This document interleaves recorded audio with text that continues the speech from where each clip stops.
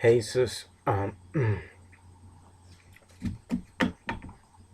hey, subscribers. The same situation that happened last week happened this week. As you know, I have a busy is as you know, I have a busy schedule. If you've been watching my reviews over the past um month, you would notice that. So I can't watch Raw when it comes on during regular TV time. So I watch it online, and that's how I've been doing my reviews.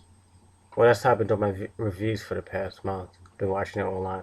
I normally had the time to watch it when it came on live on TV.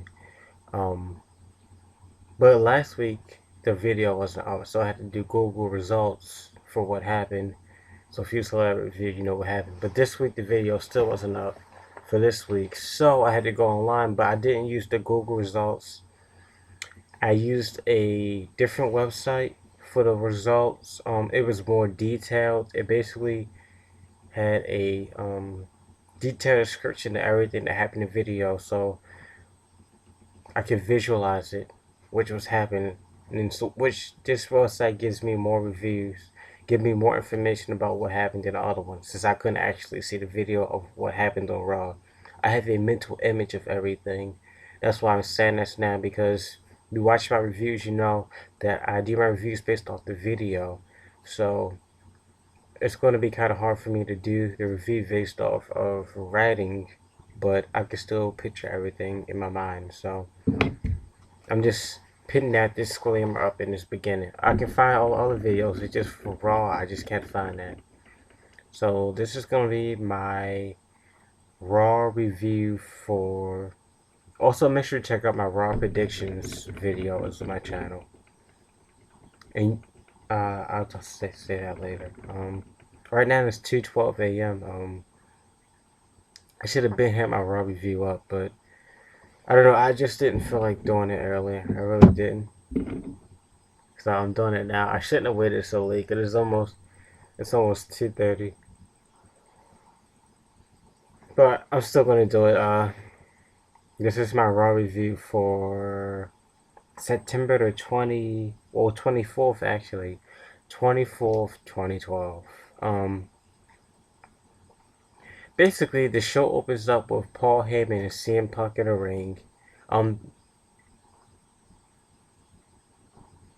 They were mad about what happened last week. They were mad that basically CM Punk got screwed. Um, because CM Punk leg was on a rope, and basically the same thing happened to Night of Champions. Some people say that John Cena got screwed at Night of Champions, and CM Punk got screwed in last Monday Night Raw. So they basically mad about the referee's bad decision call, which WWE uses current events on what's happening. Like 3 weeks ago, they used that um, empty chair segment from the Republican convention. They used that, and also they used the bad ref calling for the Packers Seahawks game that was 2 games ago. For the Packers Seahawks game, touchdown interception call. That's basically what they was referring this to, where the referee made a bad decision where CM Punk's legs, well, CM Punk's leg was on the bottom rope. So basically, they call up the referee, tell him that he's doing a bad job, give him a sleep mask with the WWE and NFL logo on there. That's basically where that came from. The Seahawks and Patriots game. I think that was, yeah, the bad referee calling. So hopefully you can see the connection in that. And then AJ comes out. She talks. The referee go backstage. Um, and then Paul Heyman gets on one knee, and basically he proposes to AJ, asks AJ to marry him. AJ slaps him and walks off. Just funny. Can you imagine Paul Heyman being married to AJ? That AJ is crazy, but I don't think she's crazy enough to marry Paul Heyman.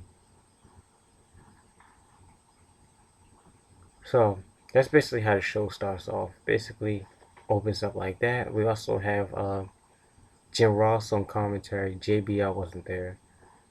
Um, it was good. It's a good way to open the show. But the first official match of the night was Dolph Ziggler versus Kofi Kingston. And if you haven't noticed, if you're a Twitter fan and you follow Twitter, which I follow some of the WWE superstars, but not all of them. Dolph Ziggler and Twitter were, I said Dolph Ziggler. Yeah, I said Dolph Ziggler and Kofi Kingston were having a Twitter feud. I wouldn't know because I don't personally pay attention to their tweets, but apparently they were having a Twitter feud, which sparked this match. But before the match could get underway, R-Truth and Little Jimmy were ringside. R-Truth with his drink. Vicky comes over, confronts R-Truth. Drink gets thrown at her face. They both end up getting ejected from the ringside, which I haven't seen somebody ejected from the ringside in a long, long time. The match was back and forth. It was a close match, round about 8 minutes.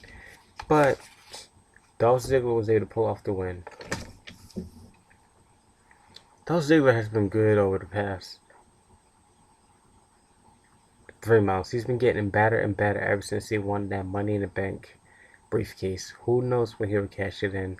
Possibility he can cash it in at Hell in a Cell, or he can cash it in at the Royal Rumble, WrestleMania. Who knows when he'll cash it in? But it'll be interesting to see how he uses the money in a briefcase advantage that he has. And also, as you like, a month ago, Charlie Sheen was, I think, during the Dallas episode of Raw. Charlie Sheen was the Raw social media ambassador, sending tweets, the celebrity person who sends tweets about Raw. And this week it was Chris Angels. He's a social media ambassador. Now, if you don't know who Chris Masters is, you should check him out. Google him, search him on YouTube. The guy is amazing. He is an illusionist, I guess you would call it. I wouldn't call him a magician. He does a lot of illusions, which are good. Some people believe in magic, some people don't. But he's a good illusionist. He's a very entertaining guy. So, like I said, you should search him on YouTube if you are unfamiliar with his work. He used to have a TV show, but it doesn't come on anymore. But I know he does have a show in Las Vegas, to my knowledge. And also, another social media thing, WWE allowed the Twitter and WWE Universe to choose the name of Kane and Dan Bryan, their tag team, what they will be called. You know, tag teams had names like the Hardy Boys, the Brothers of Destruction, the Dudley Boys. You know, to choose, so Twitter, you had to go to Twitter and choose their Twitter name. Their Twitter name will be announced later on in the review. Then we have Primetime versus Ryder and Santino Marella. Everyone know how I feels about Primetime. If you've been watching my reviews, you know how I feel about Primetime. But Zack Ryder, it's good that he's on Raw. Like I said, the guy is good. He just need to work on his wrestling skills some more. Um, I'm glad to see Zack Ryder on Raw. He, I'm glad to see that he's not on Superstars anymore. He deserves to be on a main show like SmackDown and Raw. So I'm glad that he got some exposure. Santino Marella, I don't like the way WWE is using him. In my personal opinion, I think he should be the United States champion. He should win the title back. Hopefully he does, but we'll have to wait and see. He was a great United States champion. I like the guy. I just don't like the way WWE is using him. They have tons of talent in WWE, but they don't utilize them correctly. They don't.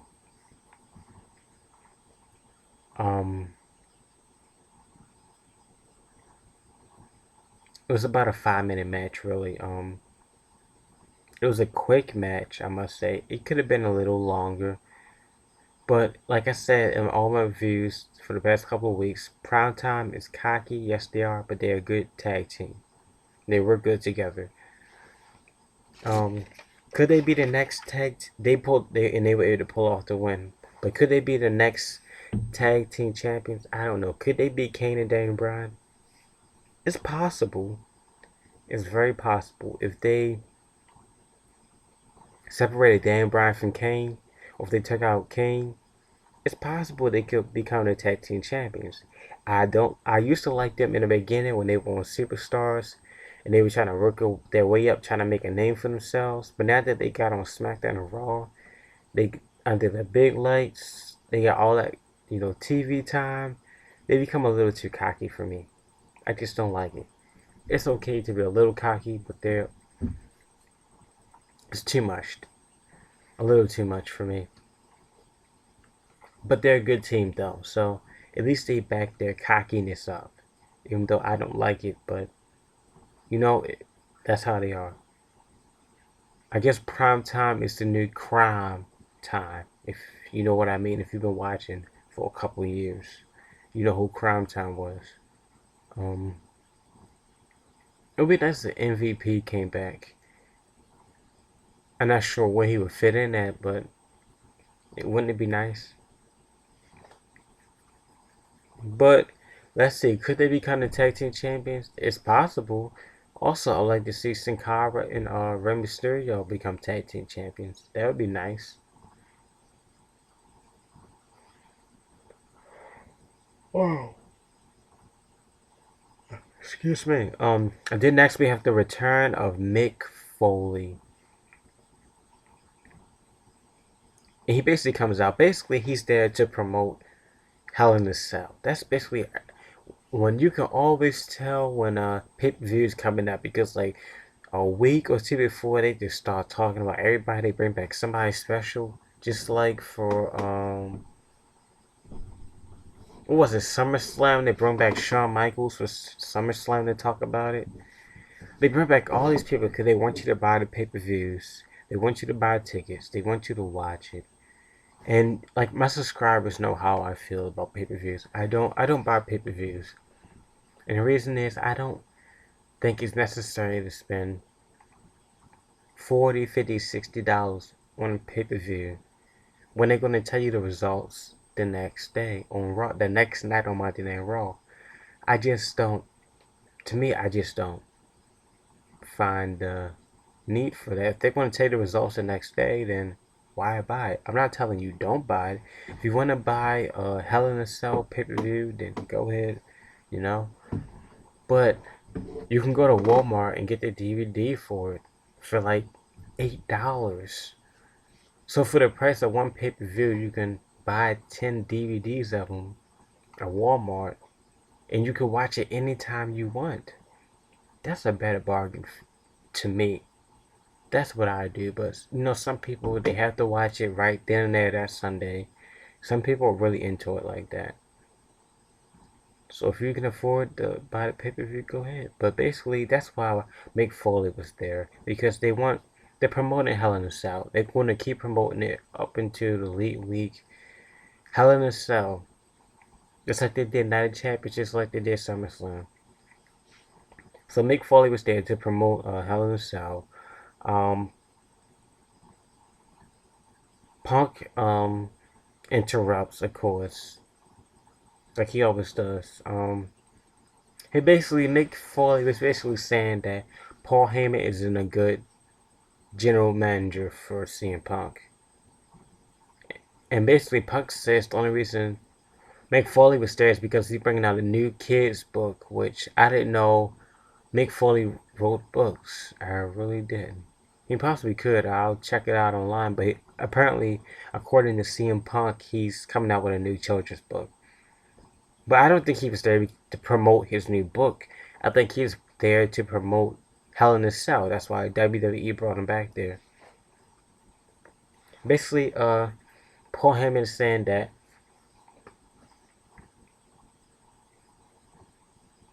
no, basically Mick Foley is saying that Paul Heyman isn't good for CM Punk.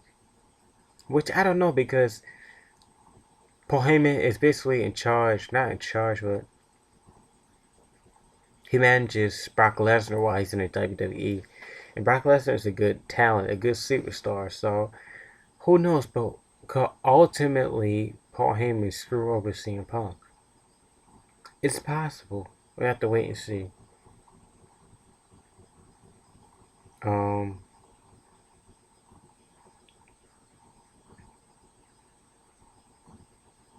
and then Mick Foley basically comes out and sets up the challenge, the main event, I guess, at SummerSlam. He basically asks CM Punk, will he face CM Punk at the Hell in a Cell? But Mick Foley asks him that. And he gives him till later on that night to decide if he wants to face John Cena at Hell in a Cell pay-per-view or not. I'm going to try to speed this up because I'm already at 16 minutes. Don't want this review to be any long. Then we had The Miz versus Ryback, which was a good match. Finally, Ryback has some real opponents. That's very, very good. Like I said, but the Ryback, he once say he dominated most of the match, but the Miz didn't give up. And the interesting part was that a fan rushed in during the ring, and while the referee was handling to that, and security, Ryback was basically able to finish off the Miz. But the Miz is still good. He's the Intercontinental Champion. He's been a good Intercontinental Champion. The Miz has been doing good since his return to WWE. And besides this, every week the Miz has been going up. So hopefully he will continue to go up and not down. He did lose this week, but he didn't give up. And finally, Ryback has some real opponents. But Ryback was able to pull off with the win. And then we cut to video back, it was a local restaurant. I didn't even catch where this was at, the city it's in, but at a local restaurant, Kane and Dan Bryan at the restaurant. Early in the segment, Kane was the waiter. And also they noticed that in the corner, Mae Young is there, and she orders the same thing that Kane and Dan Bryan ordered. This is part of Dr. Shelby's treatment. I'm not sure how this is supposed to help Kane and Dan Bryan, but it's part of his treatment to get them to work together as tag team champions. And Mae Young is a wrestler. She was. I'm not too much sure on my history of Mae Young, but she was a diva. I want to say back in the 70s or 80s. I'm not sure if she was the first women's champion or not, but she has some history in the WWE, and she makes her return like once or twice a year. So it's good to see Mae Young.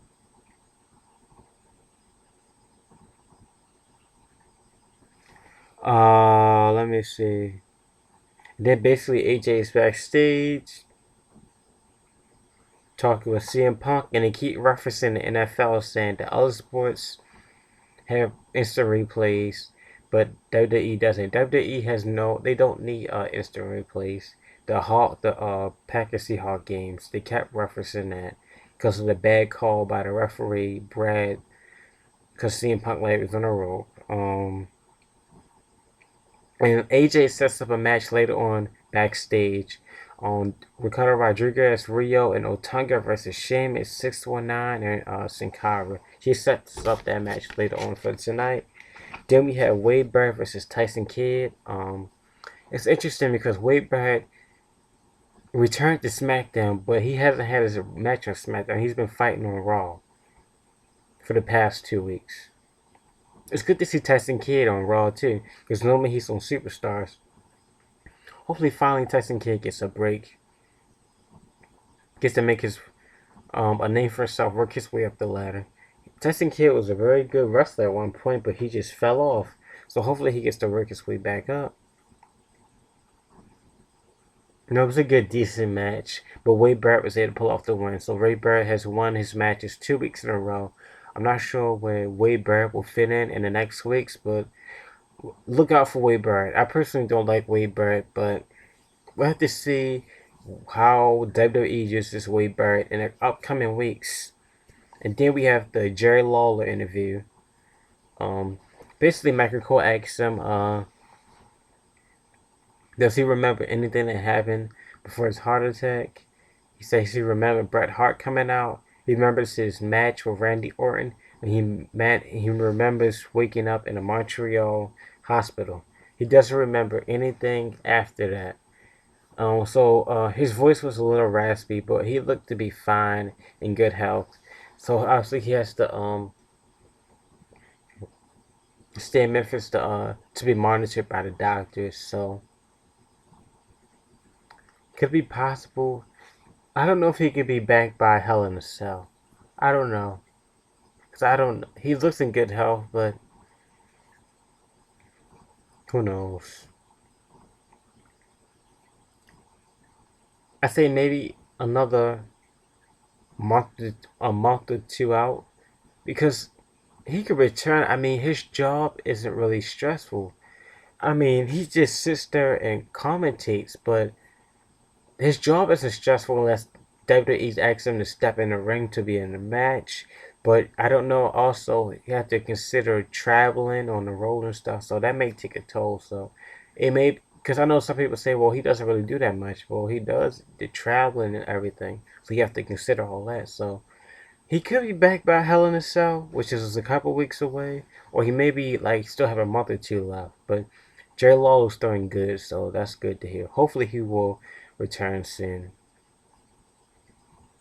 Then we had some uh, 6-man tag action.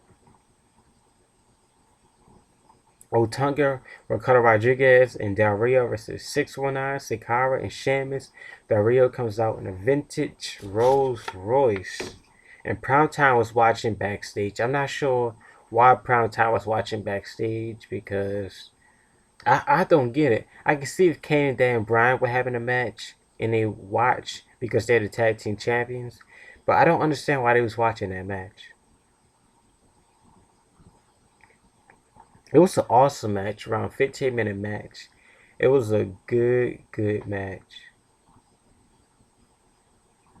Del Rio had a good team. His team worked better than Sheamus' team. Just the way they were able to isolate the opponents in our ring. It was Del Rio had a good team, which you would have thought they would have had a disadvantage by Ricardo Rodriguez not being a wrestler, but they used that. Somehow they used that to their advantage. Del Rio and Sin Cara,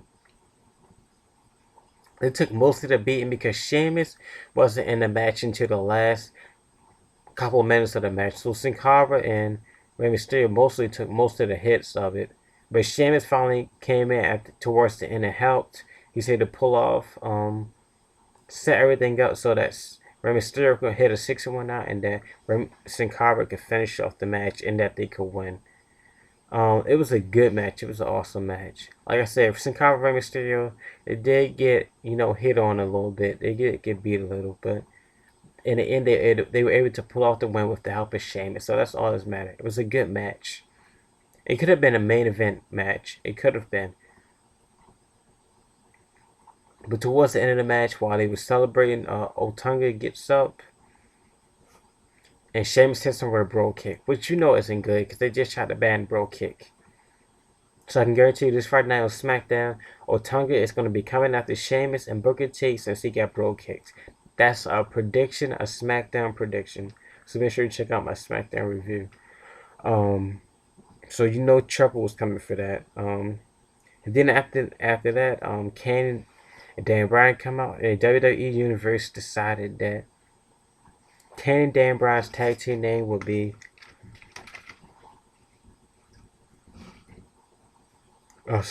Team Hell No.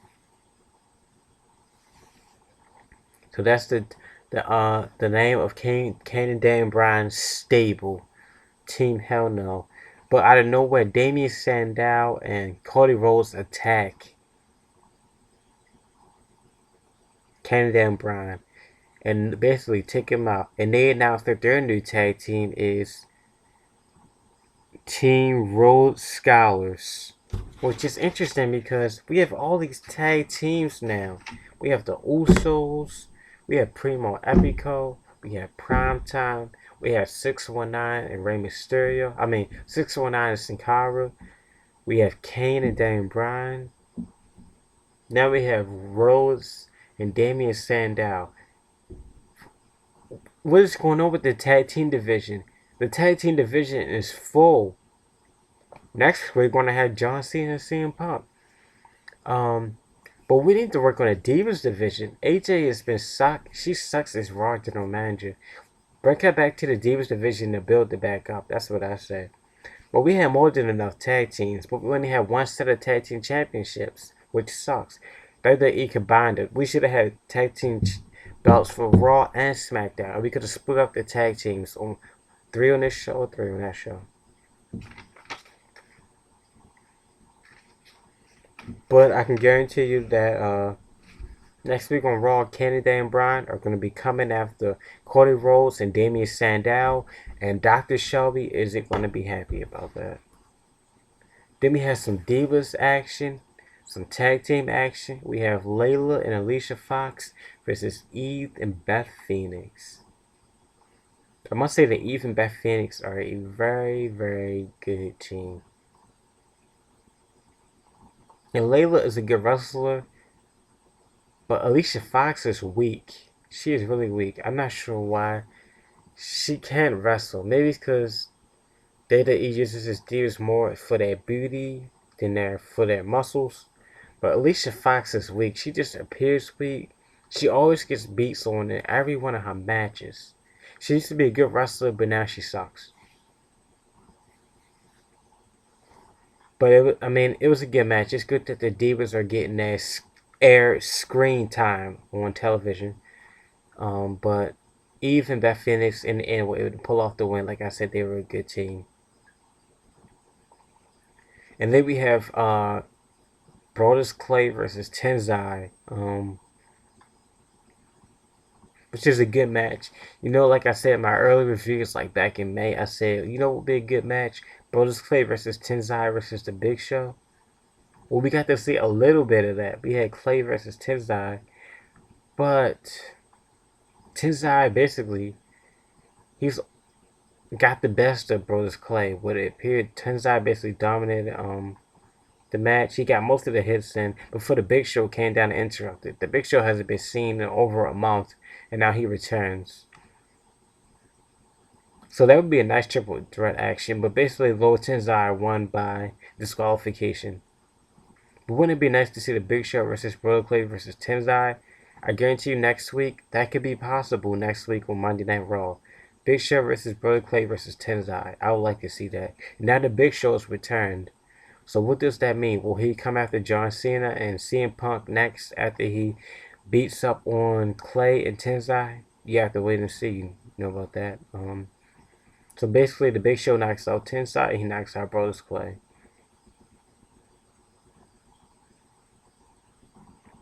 And then John Cena comes out. He apologizes for CM Punk. CM Punk's actions early in the show. He also says he's unsure of his future. There's also on a report on Bleacher Report that that John Cena is on bad terms with Vince McMahon because apparently John Cena was trying to get off more time than what he needed because apparently John Cena only needs 2 weeks off for his injury, but he was trying to get 6 weeks off. So apparently that made Vince mad since John Cena is a guy who brings in a lot of money. So him being out isn't good for the company. So Vince was very mad about losing out on money. But what can Vince do? Because if there's no John Cena, there's really no Raw. Everyone knows that I'm a big Randy Orton fan, and I think Randy Orton is the face of WWE, but John Cena is Raw. So what can Vince really do? They may be on bad terms, but eventually, if John Cena wants 6 weeks, I'll give him the 6 weeks. Because I'd rather have John Cena gone for 6 weeks than gone forever. Really, does Vince really want to lose John Cena like that? John Cena can go wrestle for TNA if he wants. He can become an MMA fighter if he wants, So they may be on bad terms now, but it'll get situated. It's just all business. It all comes down to the money. It all comes down to the dollar, you know? Because this world basically runs by the money. And Punk interrupts and he tells John Cena to get out the ring with his pink shirt on and his pink hat. Because, you know, WWE has joined up with the Susan G. Komen Foundation for Women's Breast Cancer. That's why they have the pink thing on the ramp coming down. And John Cena wears his pink hat and his pink t-shirt and his pink armbands to support the breast cancer for women. Basically, Punk says John Cena has to the count of 5 to get out the ring, or he's going to regret standing in the ring. So while John Cena and Paul Heyman turn that back, while CM Punk and Paul Heyman turn that back, John Cena pulls out a lead pipe. When they turn around, John Cena hits CM Punk in the gut, takes him down. Paul Heyman escapes throughout the ring. And John Cena says, "Well, I guess that's a pipe bomb for you." You know, John Cena with his usual comedy, and his show goes off the air like that. And I must say that since I like this website because it gave me in-depth detail of what happened. I couldn't see the video. I couldn't see the video results of actually what happened. I just saw the text, the writing of it. But from what I read, that Raw was really good.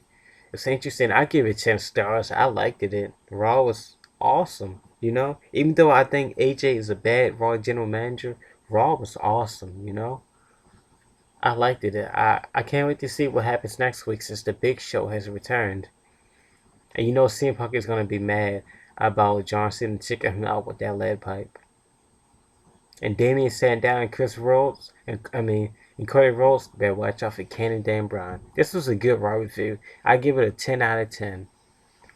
So this is my Raw reviews for September 24th, 2012. My schedule for the week, today's actually Wednesday. Later on today, I'm doing my Your Questions Answered Part 4. So make sure you go to Your Questions Answered Part 3 to leave your question so it can be a part of my Your Question Answered Part 4. Thursday is Superstars review if it's up, because last week it wasn't up till Sunday. Friday TNA review. Saturday SmackDown review. And Sunday Raw predictions. That's my schedule. So if you like this video, you can like it. If you dislike it, you can dislike it. Leave your comment. If it requires a response, it will get one within 24 hours. Didn't mean to make this video so long. Make sure you check out all the videos on my channel. Make sure you subscribe.